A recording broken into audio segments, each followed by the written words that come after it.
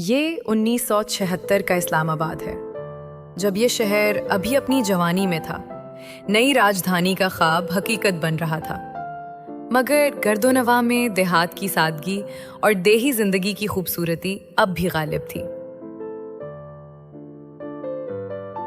ये तस्वीर हमें उस दौर की तरफ ले जाती हैं जब मार्गला की पहाड़ियां नीली आसमान के नीचे खड़ी थीं और नीचे जमीन पर मिट्टी के घर, खजूर के दरख्त, भूसे की भरी बेलों वाले खेत और छपरों वाले बाजार अभी भी जिंदा थे।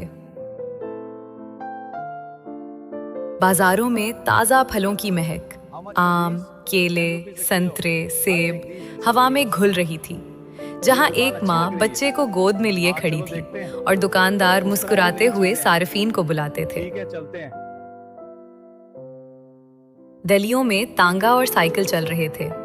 एक शख्स कंधों पर कुर्सियों का ढेर उठाए चल रहा था, जबकि पसे मंजर में नई इमारतें तामीर हो रही थीं। मजदूरों की टोलियां, सीमेंट के ढेर और लकड़ी के तख्तों पर खड़े कारीगर, जिनकी मेहनत से ये शहर आहिस्ता आहिस्ता वजूद में आ रहा था। पहाड़ों के दामन में बिखरे देहाती गांव, मिट्टी के छप्पर, बकरियां और दूर उफक पर सफेद इमारतों का सिलसिला। ये था वो इस्लामाबाद जो नामुकम्मल शहर था, नामुकम्मल देहात।